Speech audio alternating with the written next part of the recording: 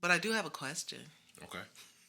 And my question for today is, as a culture, are we confused at the difference between a fact and an opinion? Yeah. And I only ask that because recently I've noticed this platform, for example, but not only this platform, where people tend to get extremely emotional, which well, that's okay. Um, since the dawn of the talk show, for example, Yeah. people have gotten emotional, agreeing, disagreeing, whatever. Um, but I know as a guest on your show, I am always careful when I am stating something that is fact checkable, which I may have just made up a word, but I always encourage people to check me. Um, I'm a teacher by nature, even before I was trained. And there's only one thing that gives me more joy than teaching, and that's learning. And so when I was first invited to this platform, I thought there would be exchange, with the audience. Like I say something and they're like, yeah, you're right about that. But look, did you think about this? You know what I mean? Like a positive exchange. And what I found over the last couple shows is just basic trolling. Yeah. Um, and trolling is okay. I mean, an audience is an audience, but it's troubling for me because I've seen that spill over into what is supposed to be real networks. And I'm talking CBS, ABC, NBC, MSNBC, Fox, all of them. And it's troubling for me because, again, zooming out as a culture, we have a problem if we don't understand the difference between a fact and an opinion. I'll give you a quick example. I happen to know through conversation that you are 6'3". That's fact checkable. Like somebody can bring a yardstick or what, you know what I mean, and measure and say, yeah, he actually, well, actually he's 6'2 3/4" or whatever, but that's fact checkable. If I sit here and say, wow, he is really a handsome person, you cannot fact check that. Right. That is my opinion. And so when I talk about things that have gone on historically, and I look at your camera and I say, but please fact check me, that's what I mean. Right. Now, if you don't have, with all due respect, sense enough to check facts, and all you want to do is throw back crap that someone has told you as you sit in your room and you rock back and forth and you haven't traveled anywhere and you haven't studied anything and you haven't met anybody that's different from yourself. So basically what you're doing is sitting in an echo chamber of ignorance. Yeah. And by ignorance is not a permanent state. You can learn your way out of ignorance if you want to. But as far as an exchange, when we're talking about facts and opinion, even if you don't know the difference, I want you to know that I know the difference. And when I say fact check, that's exactly what I mean, because I don't think I know everything. I'm positive I don't know everything. But my perspective as a human being is just as valid as it would be if I look different on the outside, if you know what I mean. Yeah.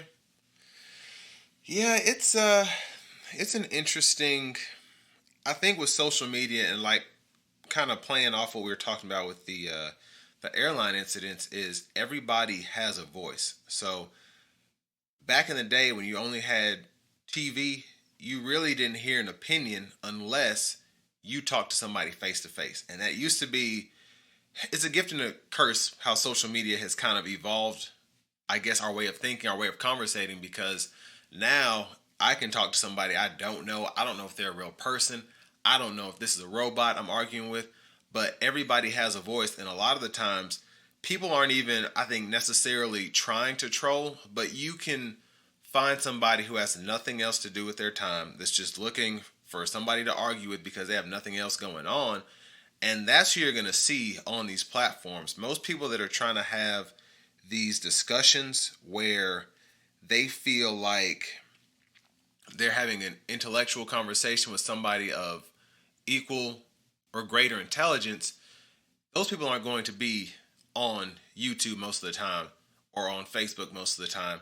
And if they are, they're usually only on there for a small amount of time. So on a platform like this that's still kind of developing, the people that you're going to see most of the time are going through and watching everybody's stuff to see who they can argue with, to see who they can disagree with, to see whose feathers they can, rattle. So with that being said, you can still have these discussions with others where I can say, hey, I don't agree with this, or I see what you're saying about this, but I would kind of battle you on XYZ.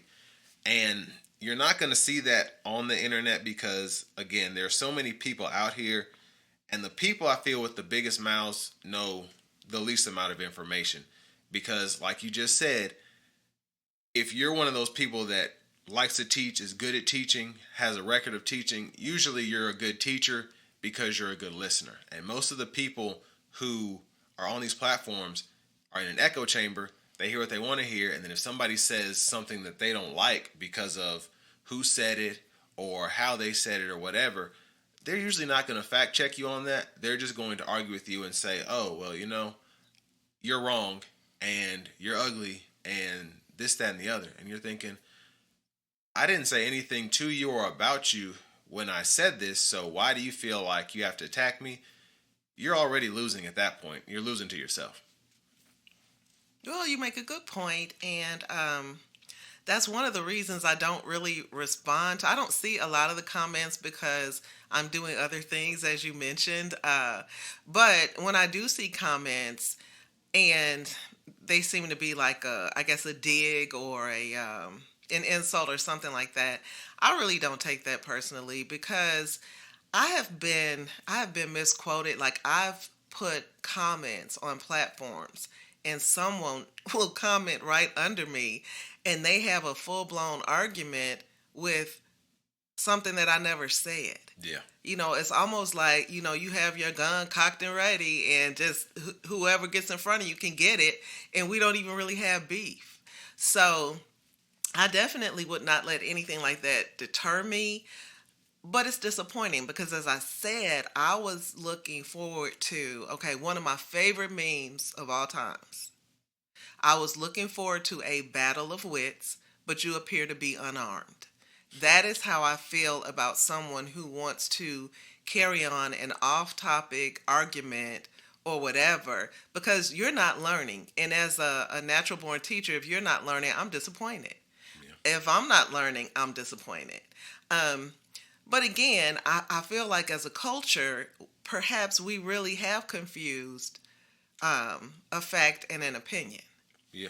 And if it's something you can't fact check, if it's 32 degrees outside, Celsius, or whatever, 32 Fahrenheit. Let's do Fahrenheit because I know that better. And you ask one person, hey, is it cold outside? Well, if they're from Alaska or whatever, they might say, oh, no, it's pretty warm today. But you ask somebody from Miami, and they'll be like, oh, my goodness, it's freezing. I can't go outside. Whether or not it's hot or cold is really an opinion. But you can check and see what the actual temperature is.